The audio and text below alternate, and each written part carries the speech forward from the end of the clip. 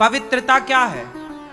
लघु शंका जाओ, लघु शंका मतलब लघु शंका समझते हैं ना, लघु शंका जाओ, वॉशरूम जाओ तो 4 कुल्ला करना चाहिए। लघु शंका के बाद कितने कुल्ला? 4 कुल्ला करो, हाथ धो लो, पांव धो लो, तब आप शुद्धि की राह पर हैं, तब आप शुद्ध हैं। शौच करने के बाद स्नान करो, पूरा नहीं तो आधा। ये नियम कोई मैं नया नहीं बता रहा हूं, ये यही परंपरा थी। पहले के लोग बिना कहे शौच करने के बाद नहाते ही थे, बिना नहाने का तो कोई सवाल ही नहीं था। ये बातें कहने की थी ही नहीं जो अब तुम्हें कहना पड़ रहा है, और कहने के बाद भी कुछ लोग फॉलो नहीं करते, पता होने पर भी नहीं करते। अब बताओ, आप में से कितने लोग हैं जो बिना नहाए भोजन बना लेते हैं और भोजन कर लेते हैं? हमारी बहुत सारी माताएं भारत में ऐसी हैं जो बिना नहाए भोजन बना लेती हैं। आप में से कितने लोग बना लेते हैं? आप कितने लोग, आप बना लेती हो बिना नहाए? कभी कभी। और बिना नहाए कितने लोग खाते हैं? बिना नहाए कितने लोग खाते हैं? आप खाते हो बिना नहाए? हाँ या ना? बिना नहाए खाते हो? कितने बजे नहाते हो? हाँ, 7 बजे। और नहाते हो, उसके बाद खाते हो। और शौच जाने के बाद दिन में 2 बार शौच जाना पड़ा तो 2 बार नहाते हो? नहीं नहाते। शौच एक बार आप गए सुबह, फिर आप नहाते हो, और दोपहर में या शाम को जाना पड़ जाए किसी को तो फिर लोग नहीं नहाते। अब नहीं नहाओगे आप, सोचिए कि आप शौच करके आए हैं और आपने स्नान नहीं किया, और वही कपड़े पहनकर आप पूरे घर में घूम रहे हैं। क्या है ये?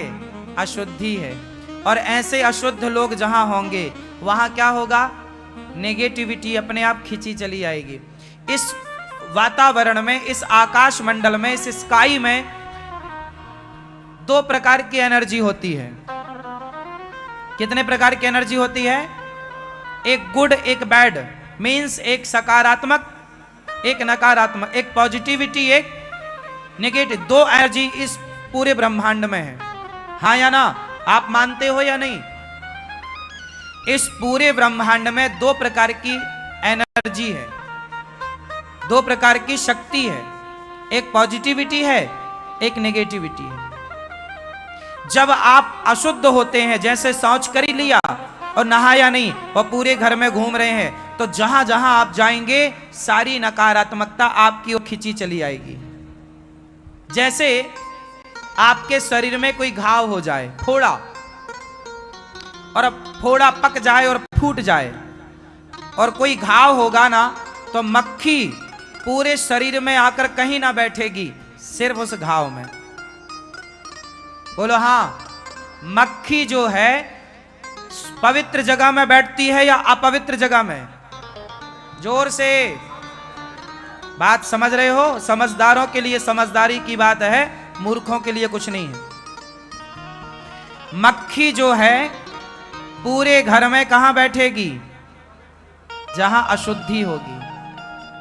सोचिए, मक्खी, मच्छर ये तो दिख रहे हैं, पर एक नेगेटिविटी है, नकारात्मकता।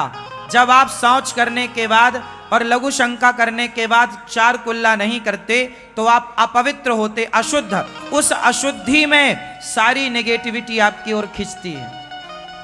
आपकी बॉडी, आपका मस्तिष्क, आपका मन वो नेगेटिविटी को खींच लेता है, और फिर आप नकारात्मकता से भरते हैं। आपके मन में गलत गलत थॉट आते हैं, मीन्स गलत विचार आते हैं। आप लोग बताइए, आपके मन में गलत विचार ज्यादा आते हैं या अच्छे विचार ज्यादा आते हैं? बिल्कुल सही बता दो।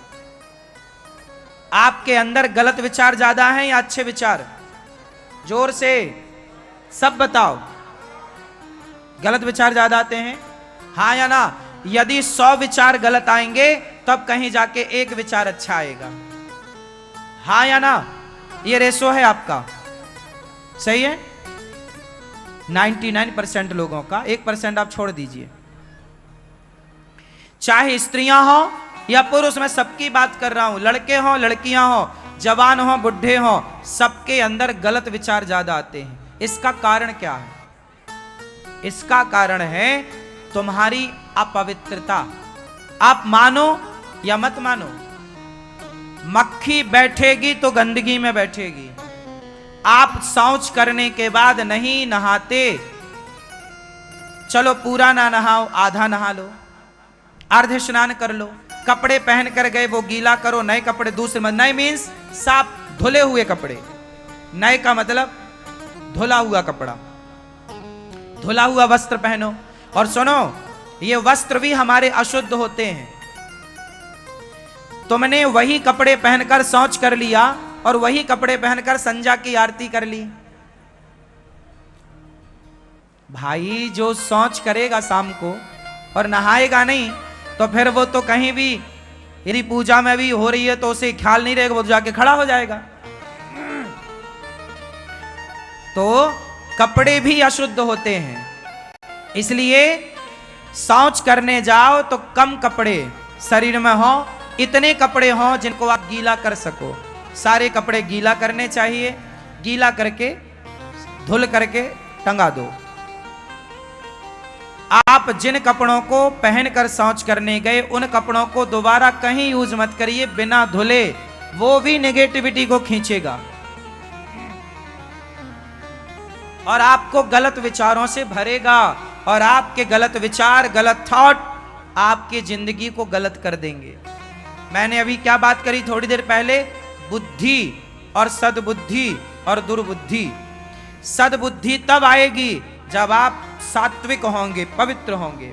ये दास अनिरुद्ध, मैं अपनी बात बताऊं, मैं चाहे ट्रेन में होऊं या कहीं भी होऊं, घर में होऊं, आना जाना कहीं भी, यदि लघु शंका जाना है तो 4 कुल्ला करना है। शौच करने के बाद स्नान करना है, इसमें कोई समझौता नहीं।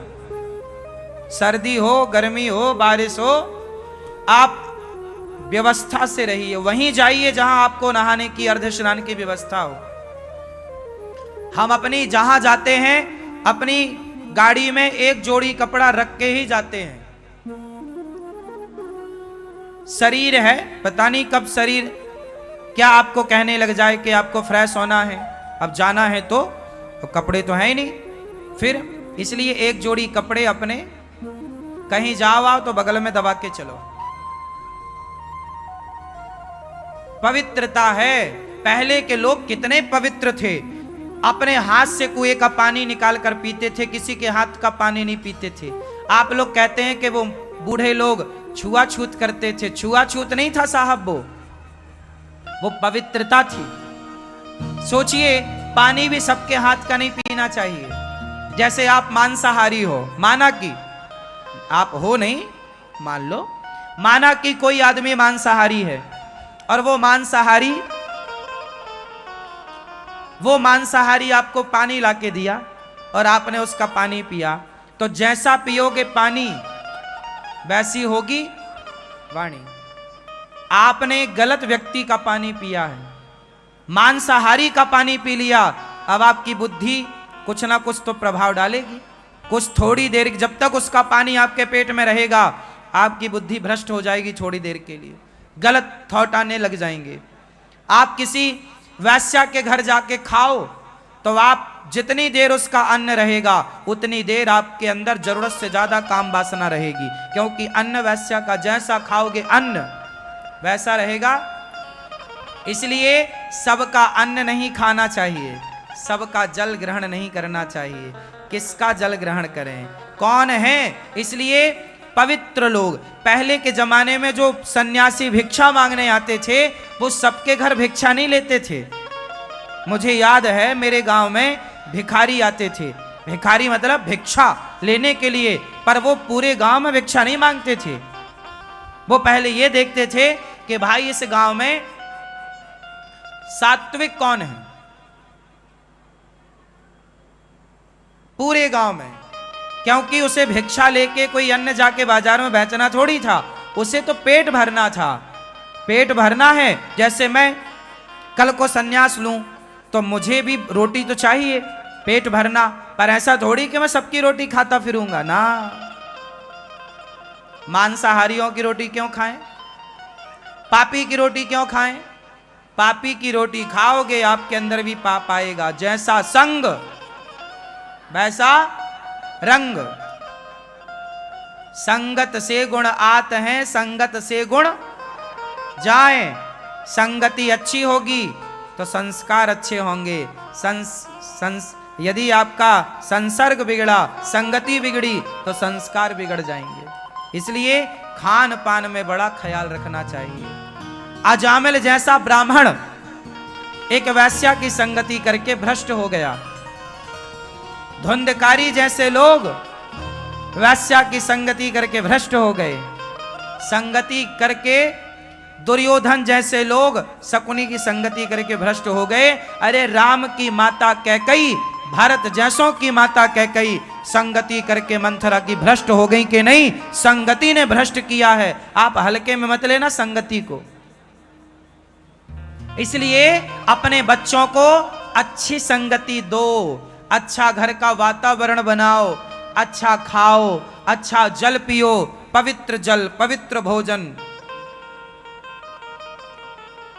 अब आजकल तो बाजार का भोजन आप लोग करते हैं, कुछ भी खाते हैं, कोई भी आपको कुछ भी खिला पिला रहा, आप खा रहे हैं। तुम्हारी अब बुद्धि भ्रष्ट ना हो तो किसकी होगी? होगी। इसलिए लोगों की बुद्धियां भ्रष्ट हैं। 24 घंटे तुम्हारे अंदर गलत विचार रहता है। ये तुम्हारे खान पान का ही तो परिणाम है। और खाओ कुछ भी। आजकल 15-15 साल के लड़का लड़कियों को प्यार हो रहा है। बोलो हाँ या ना? इनकी बुद्धि भ्रष्ट हो रही है। 15 साल के लड़का लड़कियां, क्या है ये? संगति है इनकी ऐसी, खान पान ऐसा है, शुद्धि अशुद्धि का ख्याल नहीं है। तो जब अशुद्धि में रहोगे, अशुद्धि खाओगे, तो 15 साल में तुम्हारे गलत विचार इतने घुस जाएंगे कि वो आपको गलत बनाएंगे। हाँ या ना? हाँ के ना? इसलिए आजकल के लड़का लड़कियों को क्या चाहिए? फ्रीडम चाहिए। क्या चाहिए? फ्रीडम के नाम पर क्या? माँ बाप का कोई इंटरफियर नहीं चाहिए। मैं किसी लड़के के संग घूमूं, मैं किसी लड़के के संग घूमूं, किसी को गर्लफ्रेंड बनाऊं, किसी को बॉयफ्रेंड बनाऊं, किसी को आई लव यू लिखूं, कोई आप ऑब्जेक्शन मत लीजिए। माँ बाप, आप हमारे माँ बाप, इसका मतलब नहीं कि हमारी पर्सनल लाइफ में इंटरफियर करेंगे। आज के बच्चे ऐसा कहते हैं। ये फ्रीडम के नाम पे क्या हो रहा है? आजकल के बच्चे फ्रीडम के नाम पे क्या कर रहे हैं? केवल वैश्यावृत्ति कर रहे हैं। जो काम पहले वैश्याओं का था, आजकल के बच्चे फ्रीडम के नाम पे वही कर रहे हैं सब। क्यों? इनकी बुद्धि भ्रष्ट हो गई। कुछ भी खा रहे हैं और ना तो शौच करने के बाद इनको नहाने की फुर्सत है।